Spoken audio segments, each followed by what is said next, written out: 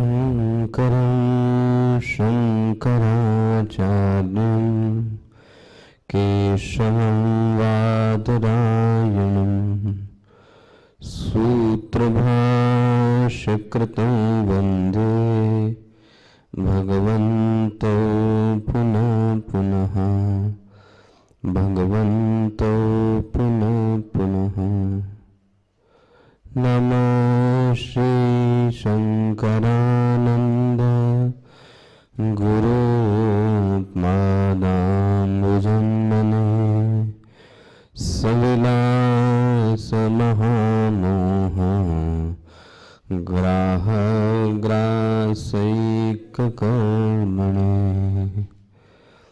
तत्पादाम्बुजरूहद्वन्द्व सेवा निर्मलचेतसां सुखबोधाय तत्त्वस्य विवेकोऽयं विधीयते विवेकोऽयं विधीयते। 50वें श्लोक से। न सदासीनो सदासीत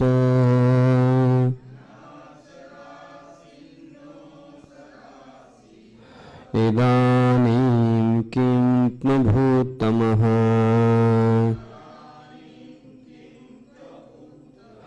सद्योगात् तमसा सत्त्वम्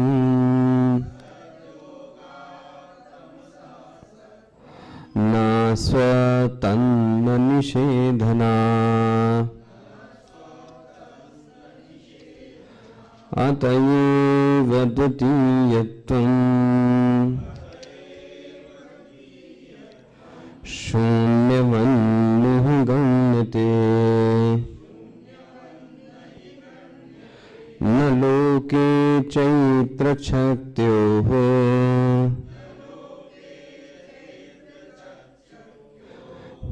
जीवितं लिख्यते पृथक् शक्त्याधिक्ये जीवितं चेत् वर्धते तत्र वृद्धिकृता न शक्ति किन्तु तत्कार्यम्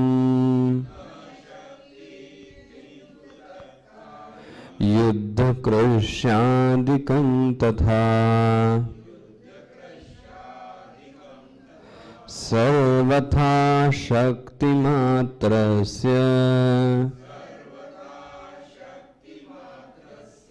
न पृथक् गणना क्वचित् शक्तिकार्यं तु नैवास्ति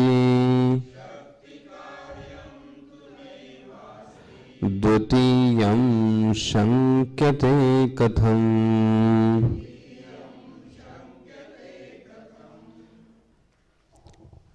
सदैव सौम्य इदमग्र आसीत् एकमेवाद्वितीयम्। इस सृष्टि के पूर्व में एक सत नाम का तत्व था। जब वहां पर इदम जगत का अभाव था और सिर्फ सतमात्र तत्व था। लेकिन परेशानी यहां आती है, क्या अभी भी वह सतमात्र तत्व है या नहीं?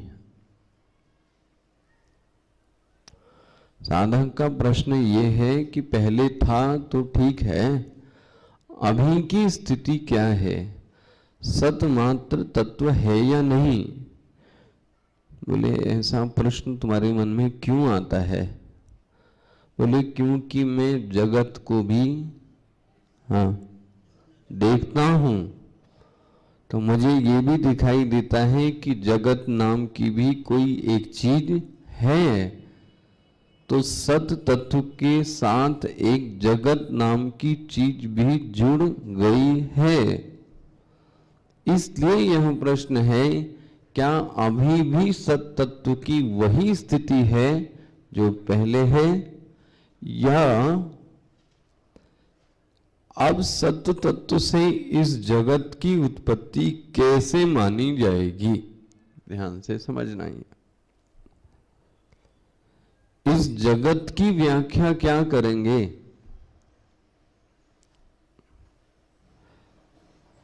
किससे? सत तत्व से। क्या सत तत्व में विकार आ गया इसलिए जगत पैदा हो गया? पहला ऑप्शन। सत तत्व में विकार आने पर वही सत तत्व जगत के रूप में आ गया या विकारी हो गया? प्रश्न समझ में आया? इसका मतलब सत तत्व को क्या माना जाएगा? बोलो जी, विकारी, है ना? या सत तत्व का परिणाम है जगत?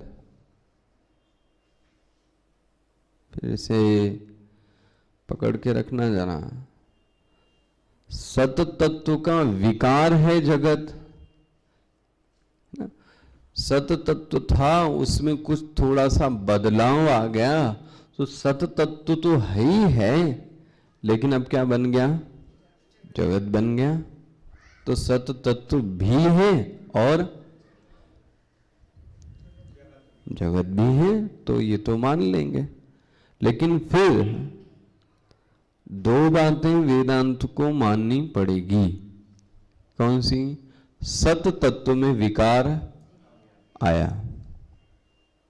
दूसरा, सत तत्व के अलावा एक और भी अब तत्व है। कौन? जगत। और नकार की व्याख्या करना ये कोई बुद्धिमता का लक्षण नहीं है। जगत आपके सामने है और जगत को ऐसे ही झूठा मिथ्या कह देना, ये बात तो सत्य। कहां से आया ये जगत? ये जगत कहां से आया? बोले सत तत्व से। तो यही तो कह रहा हूं भाई कि सत तत्व का विकार है कौन? जगत। तो कोई दो राय नहीं। या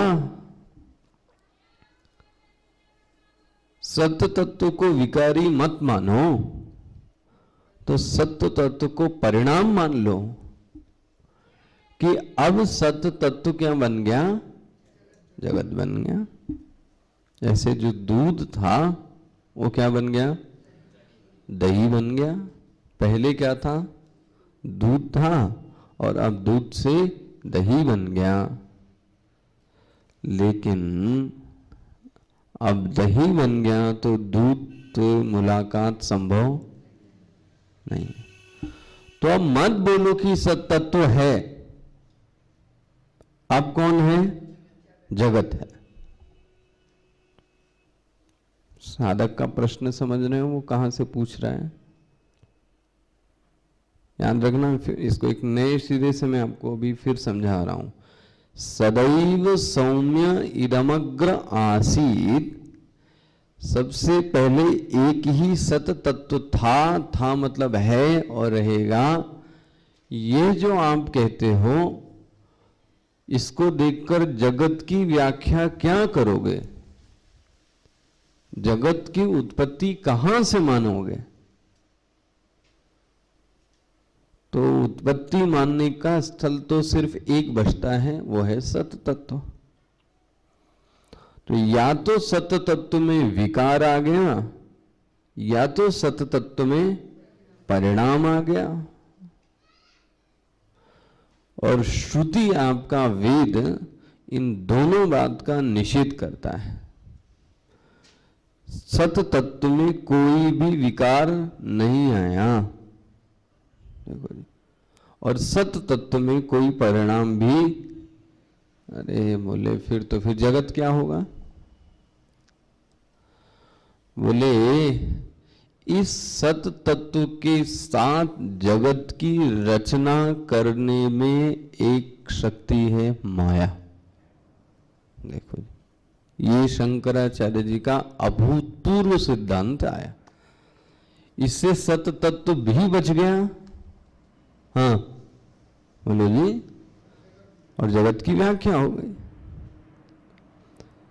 सत तत्व के साथ माया के कारण ने जगत की रचना कर दी, तो जगत की रचना का हेतु कौन माना जाएगा? माया। सत तत्व में कोई विकार नहीं आया, सत तत्व में कोई परिणाम नहीं आया, लेकिन जगत की रचना माया ने कर दी। बोले ठीक है, मेरे दूसरे प्रश्न का उत्तर दो। ये जो माया आप ले आए, ये किसके पास रहती है? इसका निवास स्थल, इसका एड्रेस क्या है? बोले सत तत्व। तो बोले क्या सत तत्व में कोई अंश है? देखो जी, सत तत्व का और माया का आपस में क्या संबंध है? आप लो, क्योंकि आप पहले ही कह के आए हो। क्या कह के आए हो? उस सत तत्व में स्वगत भेद, सजातीय भेद, विजातीय भेद। यदि आप माया को मानते हो तो विजाती मान लो या तो सजाती मान लो, और विजाती विजाती मत भी मानो तो स्वगत भेद तो है ही। आप लो, क्लियर हो रहा है परेशानी कहां कहां आ रही है, क्या क्या इसका हल है? माया के आने से सजाती भेद की उत्पत्ति हो जाएगी। अब आप माया के संबंध को और ब्रह्म के संबंध को स्पष्ट करो, वरना या तो मानने के लिए ये तैयार हो जाओ कि स्वगत भेद है। आप बना बढ़िया। वेद घोषणा करता है कि सत तत्व में कोई स्वगत भेद नहीं है, फिर माया कहां रहती है? और बोले माया का लक्षण भी बता देता हूं। क्या लक्षण बताया आपने? पढ़ा? नहीं नहीं नहीं नहीं, अभी माया त्रिगुणात्मा का नहीं बनी हुई। निस्तत्वा लो जी, लक्षण देखना श्लोक में अपने 47 निस्तत्वा 47वां श्लोक 117 पेज 117 मिला? ये याद करके रखना। ये निस्तत्वा बोले एक तरफ तो तुम ये कहते हो कि ब्रह्म माया कहाँ है? ब्रह्म में है, और अब क्या बोल दिया? निस्तत्वा। ये शब्द बहुत ही गंभीर है। निस्तत्वा का अर्थ हुआ माया की अपनी कोई स्वयं की सत्ता नहीं है। अरे बोले कहना क्या चाहते हैं? बोले निस्तत्व है माया। ये जितना भी कार्य करती है, कार्य करने वाली तो माया है, लेकिन माया को सत्ता देने का कार्य सत का है।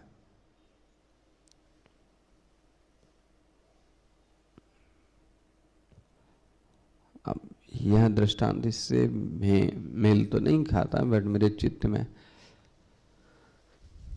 किसी मां ने पुत्र को उत्पन्न किया,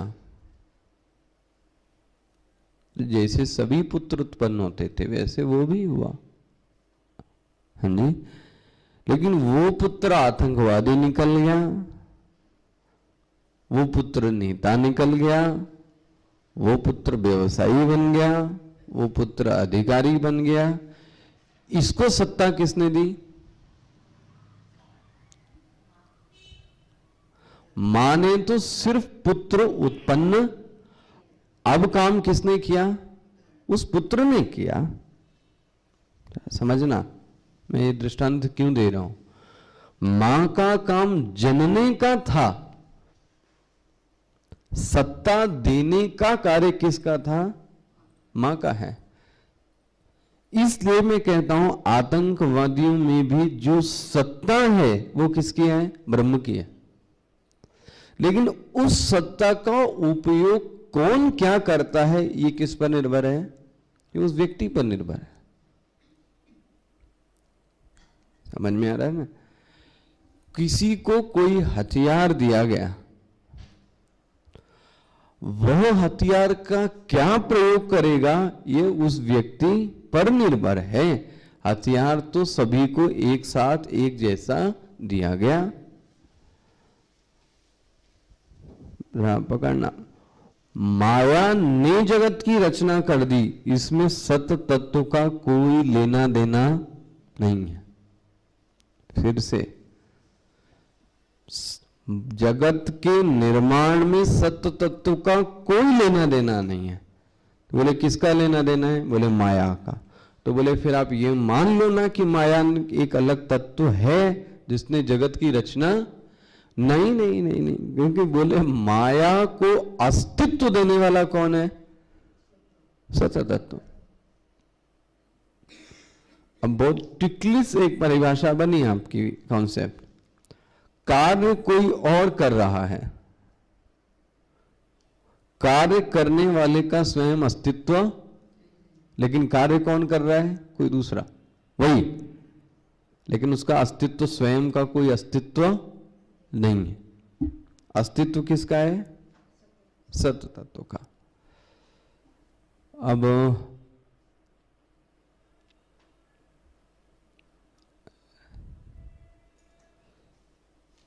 आपने आंच पे चाय गरम करने के लिए भगोने को रख दिया।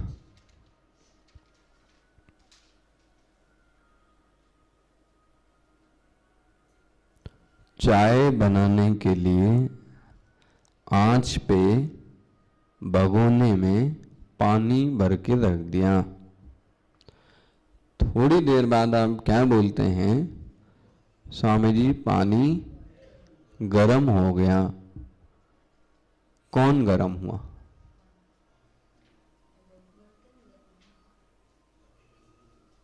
बोलो भाई, सोचो जरा।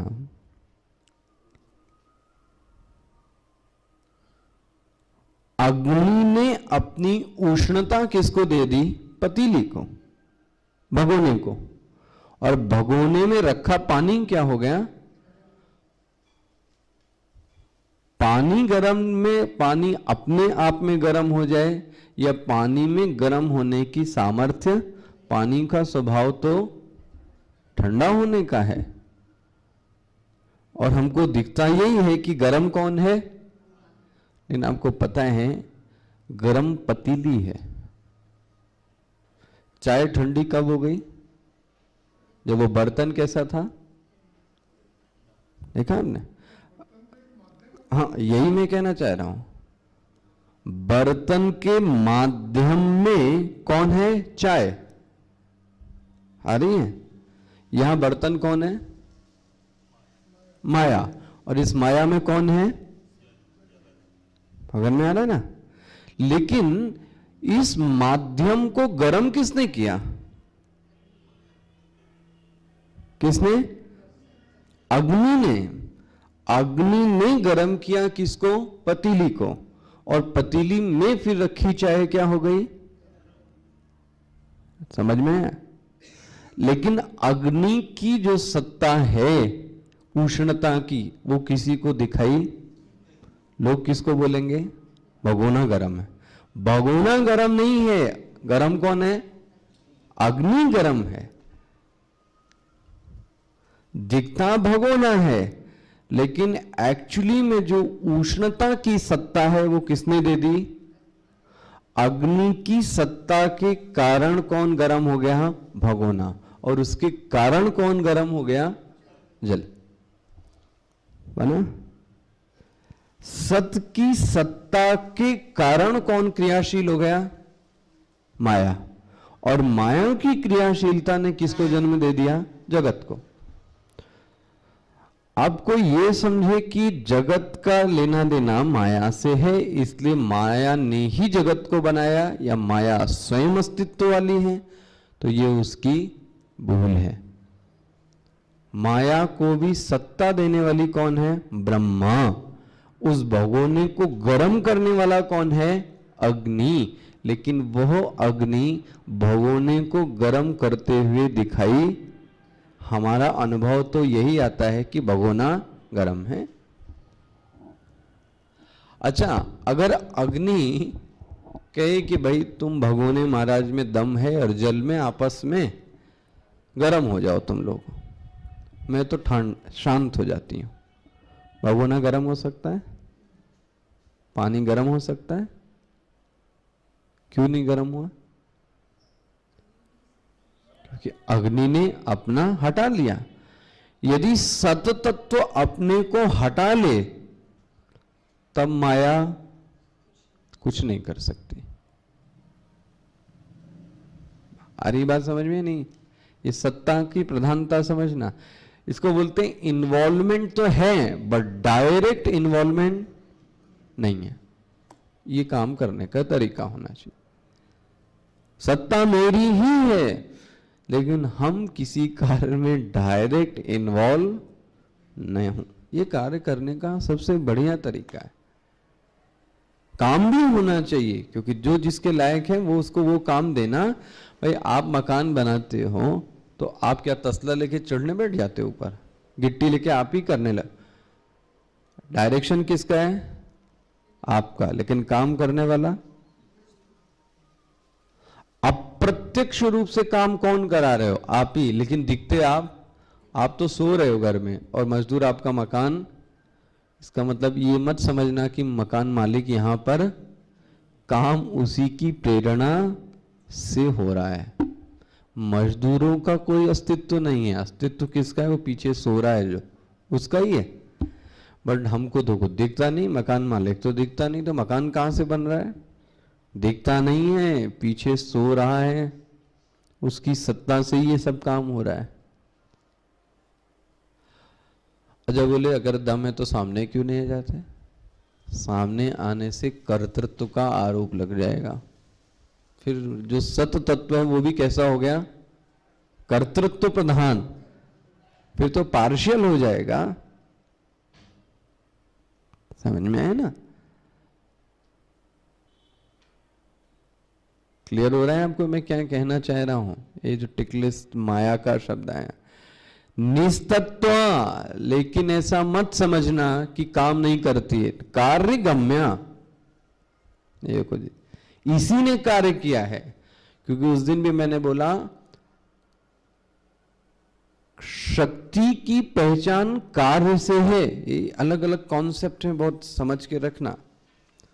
शक्ति के, अभी मैं इसी बात को कहीं और भी यूज करने वाला हूं, इसलिए इसको एकदम पकड़ के रखना। शक्ति की पहचान कार्य से होती है, वरना शक्ति का कोई अस्तित्व नहीं है। बोले आप में वाक शक्ति है। वाक शक्ति है, आपको ये कैसे पता चला? क्योंकि बोले आप प्रवचन करते हैं, तो प्रवचन के कार्य करने से ये पता लग गया कि वाक शक्ति। तो शक्ति का पता कैसे लगा? कार्य करने से। आप कोई सामान उठा के यहां से वहां ले जाते हो, तब मुझे पता लगा कि आप में ये शक्ति है। आपके पास शक्ति हो भी कार्य मत करो तो शक्ति का अनुमान लगाया माया है। बोले इसको सिद्ध कहां से करें? बोले कार्यानुमेया। कार्य देखो जरा, कार्य किया है तो फिर शक्ति तो फिर है ही है। पकड़ में आ रहा है? तो माया की पहचान किसे है? कार्य से है। इसलिए क्या बना? कार्य गम्यास्य। तो बोले फिर संबंध क्या? बोले ब्रह्म की शक्ति है माया। देखना संबंध, देखना फिर से, शक्ति ही माया शक्तिवत, ब्रह्म की शक्ति है कौन? माया। क्लियर हुआ आपको ये पूरा जितना? माया और ब्रह्म का अब क्या संबंध बना? शक्ति है किसकी? स्वतंत्र इसका अस्तित्व नहीं है। जरा देखिए श्लोक 50वां।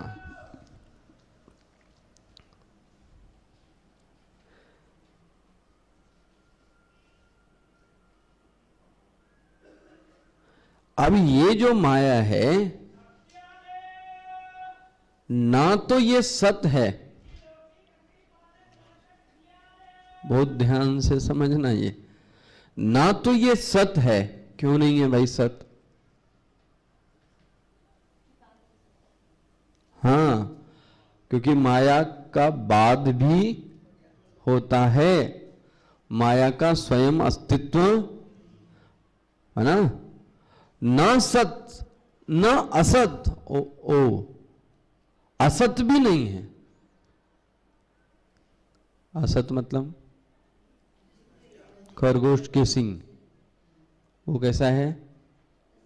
असत है। तो माया ऐसी असत है? मिला ना। बंध्या के पुत्र, क्या माया ऐसी असत है? आकाश से पुष्पमाला, क्या ऐसी असत है? बोले असत भी नहीं है, क्योंकि दिखती है, कार्य हुआ है। इसका मतलब असत तो, क्योंकि असत से कोई कार्य संभव हो नहीं सकता। माया से ये कार्य हुआ है, इसका मतलब माया असत तो हाँ नहीं है। लेकिन लेकिन लेकिन लेकिन माया सत भी नहीं है। क्या उदाहरण दिया? न सद आसीन न असद आसीन। ओ ना तो ये सत है ना तो ये असत है। किम तो भूतमः, समझना। यहां अर्थ तमा का अर्थ तमोगुणी मत लेना, ध्यान रखना। तम का अर्थ यहां तम गुण नहीं है, तम का अर्थ है यहां पर अज्ञान। क्या अर्थ लेंगे? अज्ञान।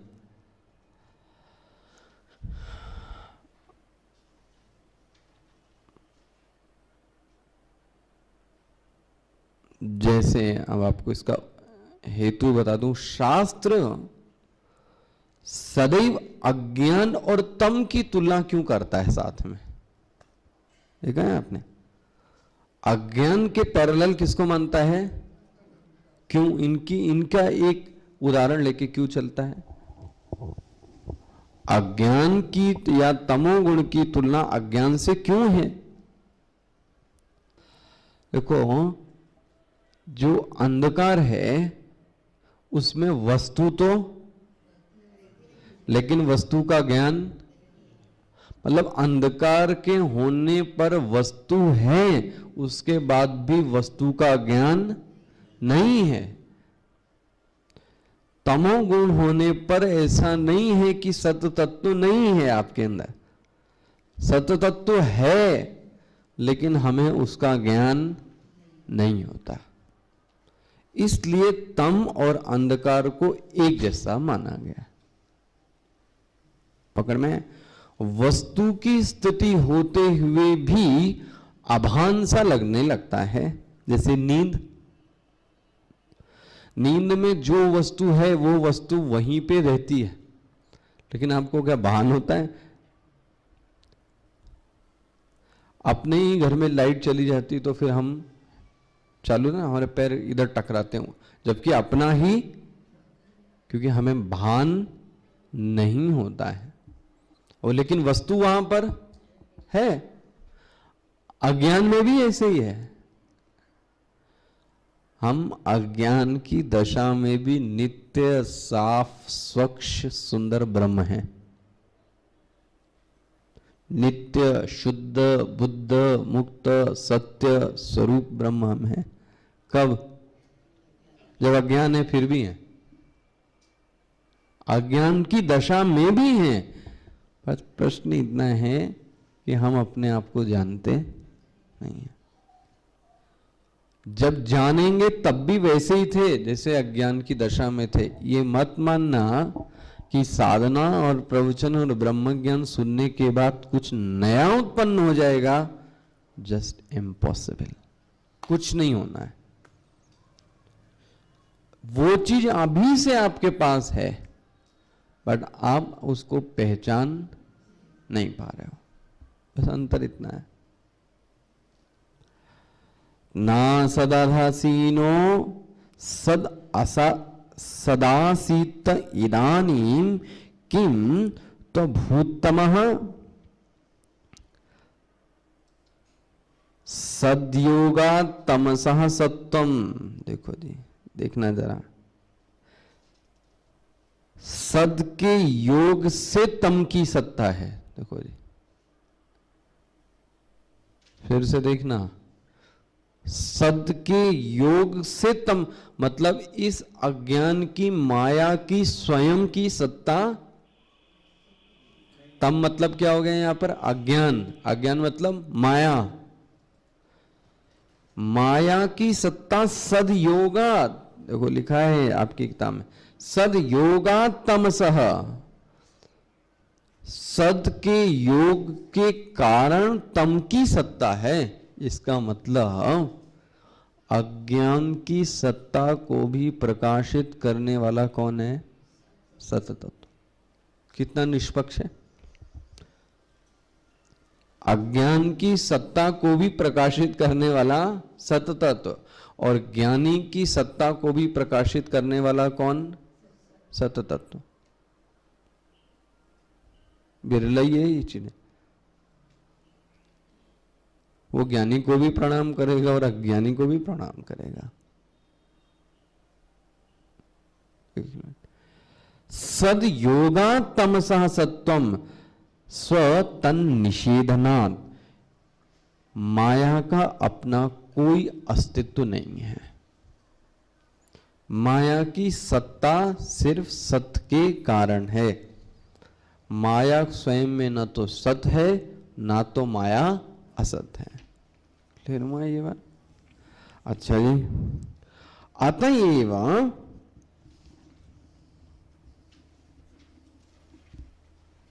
अच्छा, ये आपने पढ़ा, माया का कार्य है शून्य। पढ़ा था आपने पहले ना, माया का कार्य है शून्य। ठीक है, तो शून्य तो माया का कार्य है, इसलिए माया से कोई अलग तो किस में आ गया? वो तो माया में ही आ गया। इसलिए क्या बोलते हैं? अतएव द्वितीयत्वम शून्यवन्नि गण्यते। माया और शून्य को अलग अलग मत गिनना। कैसे हैं दोनों? एक ही हैं। आ रहा है समझ में? ये मत कहना कि माया अलग है और शून्य। माया का ही कार्य कौन है? शून्य। इस चीज आपने शून्यमिति तेज शून्यम, ये मैंने जब पढ़ाया था 49वां श्लोक।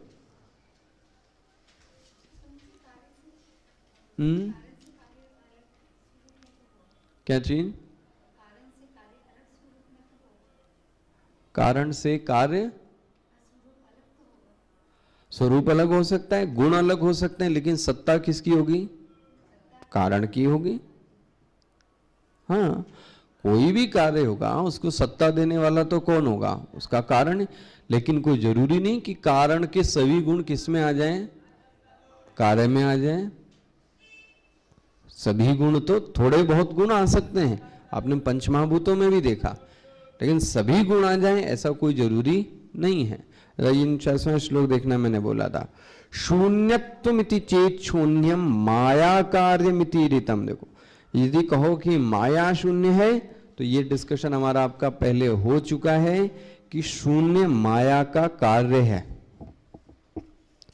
क्योंकि मैंने बहुत पहले आपको बताया था, शून्य एक नाम है, शून्य एक रूप है, शून्य का एक गुण है या नहीं? ये सब किसका कार्य है? इदम, माया। तो माया के बाद कौन आया है? ये सब आए हैं, शून्य, नाम और रूप और आकार। इसलिए शून्य तो किसका कार्य है? माया का। इसलिए शून्य और माया दो चीजें अलग अलग आ रहा है ना बौद्ध दर्शन का जो। इसलिए अतएव द्वितीयत्वम शून्य वन्नी गण्यते, शून्य की भांति उसका कोई दूसरापन अलगपन से दिखाने की कोशिश मत करो। किसका? माया का। कोई अलग नहीं है ब्रह्म से माया। अच्छा जी, और बड़े सुंदर दृष्टांत दिया। न लोके चैत्र छक्त्यो हो जीवितम लिख्यते पृथक। बड़ा अच्छा दृष्टांत दिया। आपको बताए चैत्र कौन है? ऐसा बोलते स्वामी जी भी इसको नहीं समझ पाए थे। इसमें टीका देखी स्वामी जी ने, तब ये समझ में आया दृष्टांत। चैत्र नाम का एक आदमी है और उसका नाम क्या है? चैत्र। याद रखना, चैत्र एक व्यक्ति का नाम है यहां पर, कोई और नहीं। हम तो हैं चैत्र, आषाढ़, ज्येष्ठ, सावन। यहां पे चैत्र एक आदमी है। उस आदमी का नाम क्या है? चैत्र। अच्छा जी, बोले चैत्र जो आदमी है उसमें एक शक्ति रहती है। नेचुरली हर व्यक्ति में शक्ति रहती। बोले चैत्र की और उसकी शक्ति की जीविका पृथक नहीं दिखाई देती। जरा समझना इस चीज को।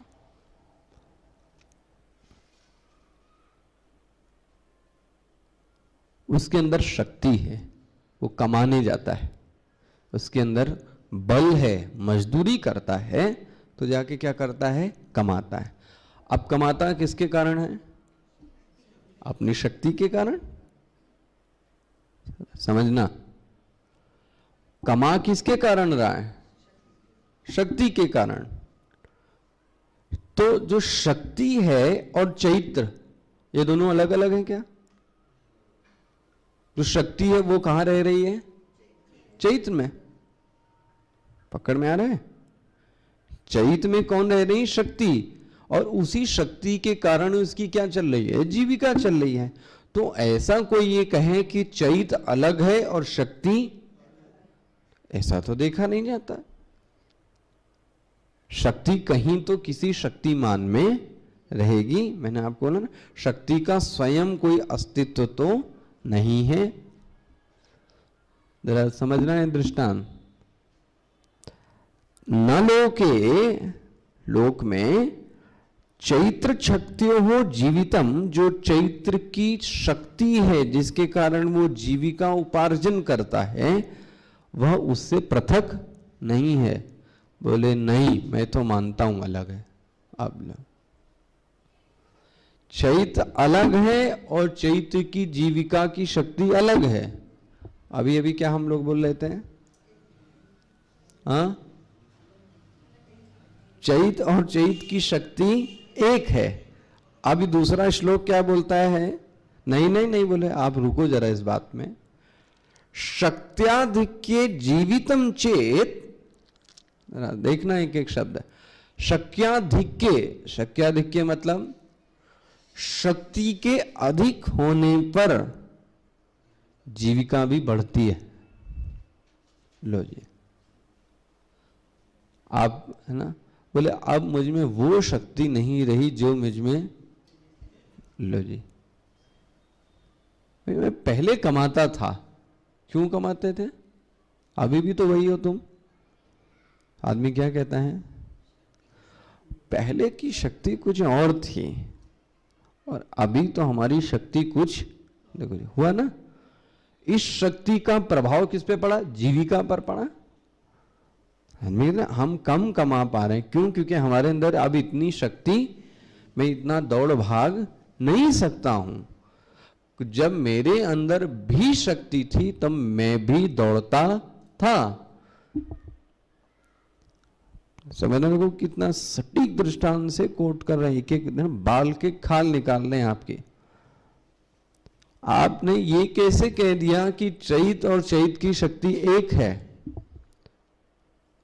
चैत की शक्ति अलग है, क्योंकि शक्ति बढ़ती है तो जीविका भी बढ़ती है।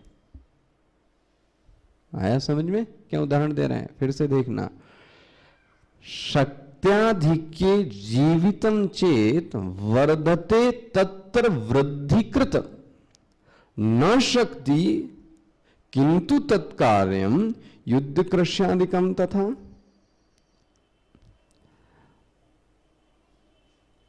बोलते हैं महाराज जी आप समझते नहीं हो, जीविका बढ़ने का कारण शक्ति नहीं है। देखो जी, अब इस बात का भी विरोध किया। देखो जी, पहले इन्होंने क्या बोला, जीविका बढ़ने का कारण कौन है? शक्ति है। क्लियर हुआ? दूसरी लाइन में ही विद्यारण्य स्वामी जी विरोध करते हैं, जीविका बढ़ने का कारण शक्ति नहीं है, जीविका बढ़ने का कारण है कार्य। शक्ति बढ़ भी जाए और कार्य ना करो तो जीविका बढ़ पाएगी? बहुत अच्छा दृष्टांत कोट किया। शक्ति बढ़ा ली तुमने, लेकिन तुम कार्य, तो जीविका बढ़ेगी? हालांकि शक्ति तो बोलो जी है, तो फिर जीविका भी बढ़नी, लेकिन ऐसा तो नहीं होता है। शक्ति बढ़ने के बाद भी देखा जाता है कि जीविका नहीं बढ़ती, क्योंकि शक्ति के अनुसार कार्य नहीं किया गया। तो शक्ति का उपयोग तब है जब कार्य किया जाए, और जब कार्य किया जाएगा तब जीविका भी। तो जीविका का लेना देना कार्य से है, ना कि शक्ति से। वाह, इसको बोलते हैं विद्वता। आपका कोई वकील भी इतना कर सकता है जितना देखो उन्हें कितने बारीकी से नहीं है। जीविका का लेना देना शक्ति से नहीं है, और बात सही है। और मैं उल्टा भी बोलता हूं, बिना शक्ति के यदि आप कार्य करो तो हो सकता है आपकी जीविका बढ़ भी जाए, क्योंकि आपको कार्य करना है ना भाई। माल बेचने से मतलब है, माल बैठे बैठे ही बिक गया तो फिर जीविका बढ़ गई कि नहीं बढ़ गई? और बहुत दौड़ धूप भाग की और माल आपका नहीं बिका तो आपकी शक्ति का क्या उपयोग? तो शक्ति का देखो डायरेक्ट लेना देना बोले किससे है? जीविका से, सॉरी कार्य से। जितना बढ़िया कार्य ज्यादा होगा उतनी ही जीविका तुम्हारी। इसलिए चैत और शक्ति में भेद मत करो। चैत और शक्ति में क्या है? अभेद है। चैत और शक्ति अलग अलग, कार्य अलग अलग हो सकता है। आगे इसका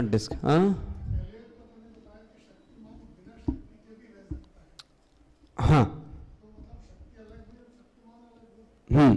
शक्ति आश्रय किसका लेगी? सदैव शक्तिमान का। शक्तिमान बिना शक्ति के रह सकता है। ब्रह्म बिना माया के, लेकिन माया बिना ब्रह्म के। सरल दृष्टांत दे देता हूं, मिट्टी बिना घड़े के, बोलो जी, लेकिन घड़ा बिना मिट्टी के, है ना? ओम पूर्णमदः पूर्णमिदं पूर्णात् पूर्णमुदच्यते पूर्णस्य पूर्णमादाय पूर्णमेवावशिष्यते। ओम शांति शांति शांति। हरि ओम। श्री गुरुभ्यो नमः। हरि ओम।